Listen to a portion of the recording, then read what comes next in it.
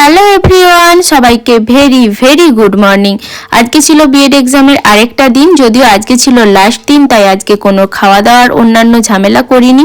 রুটি, বাটার আর চিনি, অলওয়েজ একটা ফেভারিট ব্রেকফাস্ট, ওটাই করে নিচ্ছিলাম। আজকে যেহেতু বৃহস্পতিবার আর পূর্ণিমা একসাথেই পড়েছিল, তাই মা পুজোর কাজে খুবই বিজি ছিল, তো মাকে আর ওই জন্য রান্না টান্নার ঝামেলা দিইনি।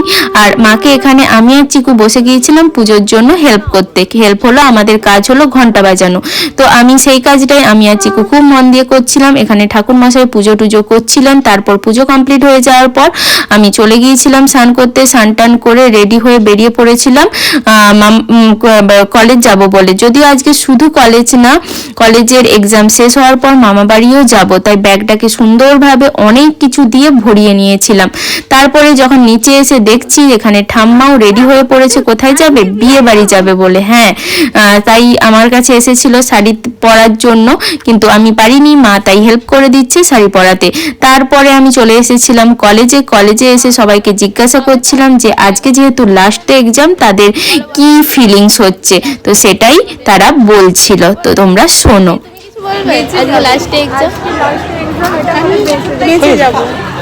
অনেকে তুই কিছু বলবি? বল কিছু। এই যে দেখেন, তারপর আমাদের যে কলেজে এখানে অনেকেই ত্রিপুরা থেকেও আসে, এখানেই সেন্টার পড়ে, তো তাদেরকে আমি জিজ্ঞাসা করছিলাম ওদের ভাষায় কিছু বলতে। তো শোনো, ত্রিপুরা থেকে যারা আছো তারা প্লিজ কমেন্ট করে জানিও এ কি বলছে, তার মানেটা ভুল না ঠিক। তোমার ভাষায় বলো। হ্যাঁ, তোমার ভাষায় বলো। ত্রিপুরা থেকে ভিউয়ার্স পাবো। মানে কালকে যাবে ভুলভাল কিছু বলে দিও না, আমি বুঝি না, ঠিক আছে? কেউ বুঝলে তারপরে এসে বাজে কমেন্ট করবে। সত্যি কথা বলতে এক্সামের এই কটা দিন খুবই ভালো কাটে, যেহেতু আমরা বিএডে রোজ যাই না, কিছুদিন যাই আর সবার সাথে দেখা হয়, খুবই মজা লাগে, খুবই আনন্দ লাগে। তো যাই হোক, তারপরে এক্সাম শেষ হয়ে যাওয়ার পর সবাই বাড়ি চলে গিয়েছিল, আমি চলে এসেছিলাম মামা বাড়িতে এসে দিদার সাথে দেখা করার পর এখানে দেখছি মামিরা ফুল গাঁথছে। আর এখানে যেহেতু পূর্ণিমা ছিল, ওখানে দেখছিলাম কীর্তন হচ্ছিল।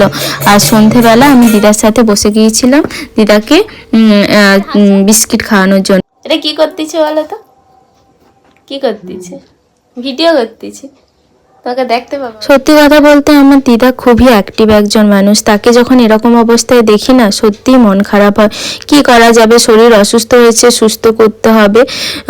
দিদার কাছে সবসময় থাকা পসিবল হয় না, আমার মা বাড়িটা আমার বাড়ি থেকে অনেকটাই দূরে, তো ইচ্ছে থাকলেও সবসময় থাকতে পারি না, যতটা চেষ্টা করি আসার। আর দিদা তাতে খুবই হ্যাপি হয়। সবাই একটু প্রে করো দিদা।